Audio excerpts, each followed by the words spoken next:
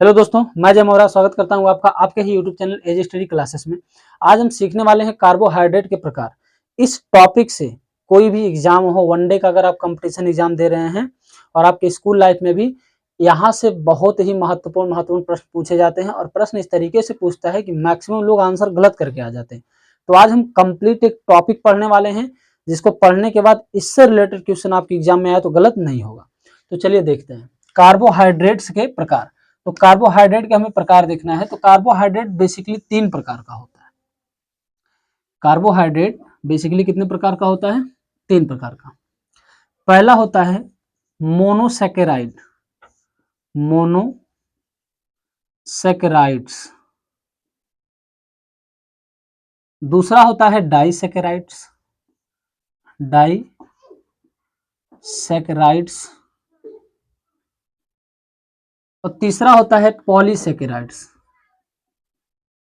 Polysaccharides. तो carbohydrate कितने प्रकार के? 3 प्रकार के। पहला मोनो, डाई, पॉली। देखो सैकेराइड्स तो लिखना ही है, मोनोसैकेराइड्स, डाइसैकेराइड्स, पॉलीसैकेराइड्स। मोनो का मतलब एक होता है, ये एक ही प्रकार के अणुओं से मिलकर बना होता है मोनोसैकेराइड, एक ही प्रकार के अणुओं से मिलने वाले कार्बोहाइड्रेट मोनोसैकेराइड। डाइसैकेराइड, डाई मतलब दो, यानी 2 प्रकार के अणुओं से मिलकर बनने वाला सैकेराइड क्या है? डाइसैकेराइड। पॉली मतलब बहुत होता है, कई प्रकार के अणुओं से मिलने वाला सैकेराइड पॉलीसैकेराइड कहलाता है।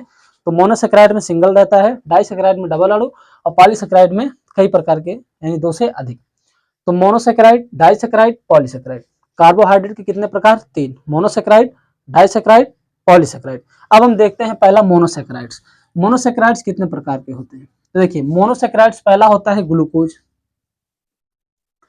ग्लूकोज, ग्लूकोज भी आपका कार्बोहाइड्रेट ही है, लेकिन कौन सा कार्बोहाइड्रेट है? मोनोसैकेराइड। ग्लूकोज मोनोसैकेराइड्स है। दूसरा होता है फ्रक्टोज। दूसरा क्या होता है? फ्रक्टोज।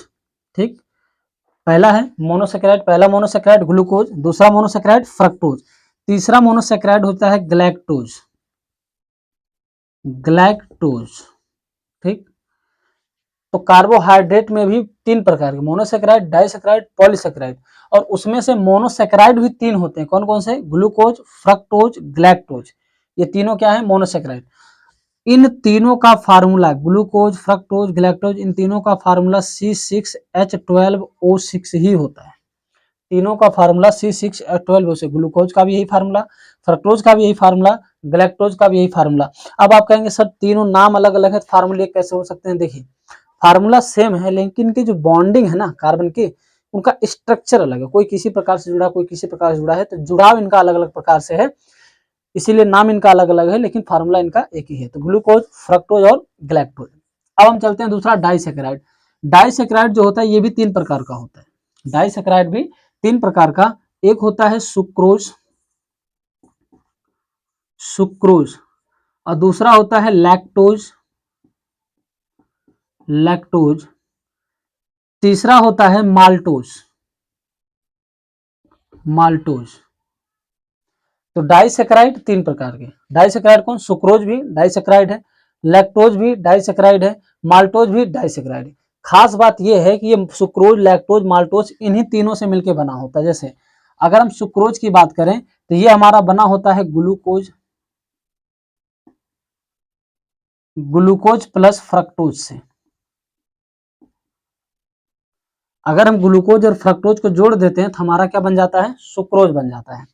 लैक्टोज की बात करें तो ये बना होता है हमारा ग्लूकोज प्लस ग्लैक्टोज से, ग्लैक्टोज। यानी अगर हम ग्लूकोज फ्रक्टोज जोड़ते हैं तो सुक्रोज बनता है, और ग्लूकोज ग्लैक्टोज जोड़ देते हैं तो हमारा लैक्टोज बन जाता है। माल्टोज की बात करें तो ग्लूकोज प्लस ग्लूकोज से ही बनता है, glucose plus glucose, glucose plus glucose. यहां से भी क्वेश्चन पूछता है कि ग्लूकोज में अगर हम फ्रक्टोज मिला दें तो क्या बन जाएगा? सुक्रोज। ग्लूकोज में ग्लैक्टोज मिला दें तो क्या बन जाएगा? लैक्टोज।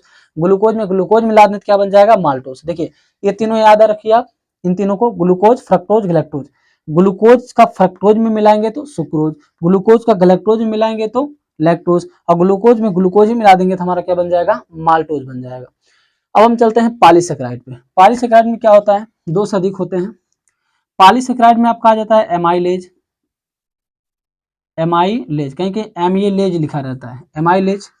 दूसरा होता है स्टार्च, स्टार्च। तीसरा होता है सेलुलोज, सेलुलोज। चौथा होता है, ये मोस्ट इंपॉर्टेंट है, चौथा होता है ग्लाइकोजन, ग्लाइकोजन, ग्लाइकोजन। ठीक, तो पॉलीसेकेराइड में 4 हो गए, एमाइलेज, स्टार्च, सेलुलोज और ग्लाइकोजन। आई होप आपको समझ में आ गया होगा। एक बार फिर से समझते हैं। हम पढ़ रहे हैं कार्बोहाइड्रेट्स के प्रकार। कार्बोहाइड्रेट कितने प्रकार के, 3 प्रकार के। पहला मोनोसेकेराइड, दूसरा डाइसेकेराइड, तीसरा पॉलीसेकेराइड। मोनोसेकेराइड 3 प्रकार के, ग्लूकोज, फ्रक्टोज, ग्लैक्टोज। डाइसेकेराइड 3 प्रकार के, सुक्रोज, लैक्टोज, माल्टोज। सुक्रोज किससे मिलकर बना है, सुक्रोज बना है ग्लूकोज और फ्रक्टोज से मिलके। लैक्टोज किससे मिलकर बना है, ग्लूकोज और ग्लैक्टोज से मिलके। माल्टोज किससे मिलकर बना है, ग्लूकोज प्लस ग्लूकोज से। फिर हम तीसरा पढ़ते हैं पॉलीसेकेराइड। पॉलीसेकेराइड 4 प्रकार के, एमाइलेज, स्टार्च, सेलुलोज और ग्लाइकोजन। ये सब पॉलीसेकेराइड्स में आते हैं। आई होप आपको समझ में आ गया होगा। इसमें एक मोस्ट इंपॉर्टेंट चीज आप ये याद रखिए, ये जो फ्रक्टोज है ना, ये सबसे मीठा होता है। क्या होता है, सबसे मीठा। यानी जितने भी कार्बोहाइड्रेट्स हैं, जितने भी कार्बोहाइड्रेट्स हैं, उसमें जो मोनोसेकेराइड्स है, सबसे ज्यादा मीठा कौन, मोनोसेकेराइड। मोनोसेकेराइड में कौन, फ्रक्टोज। ये सबसे ज्यादा मीठा होता है फ्रक्टोज। तो आई होप आपको ये कार्बोहाइड्रेट से रिलेटेड चीजें समझ में आ गई होंगी। ये बहुत ही इंपॉर्टेंट टॉपिक है और ये जल्दी बच्चों को याद भी नहीं होता, क्या क्या पूछ लिया। मैं समझ रहा हूँ कि आपको ये समझ में आ गया होगा और यहाँ से क्वेश्चन पूछेगा तो आप किसी भी वनडे एग्जाम में एकदम मार के आ जाएंगे, निकल जाएगा आपका एग्जाम। एक क्वेश्चन जो गलत होने वाला था, वो क्वेश्चन गलत होने से आपका बच जाएगा। ठीक, ऐसे ही छोटे छोटे टॉपिक के साथ मैं कंप्लीट वीडियो लेके आता रहूंगा। मैं लगातार वीडियो नहीं बना पाता क्योंकि मेरी अपनी व्यस्तताएं हैं, कोचिंग क्लासेस लेना रहता है सुबह शाम, और भी कार्य रहते हैं। मैं प्रयास करता हूँ कि वीडियो रेगुलरली आने का, लेकिन अभी नहीं हो पा रहा, आने वाले समय में धीरे धीरे हो जाएगा। ठीक, तो आई होप आपको ये सब समझ में आ गया होगा। तो आज के लिए बस इतना ही, मिलते हैं नेक्स्ट वीडियो में किसी और अच्छे से टॉपिक के साथ। तब तक के लिए धन्यवाद।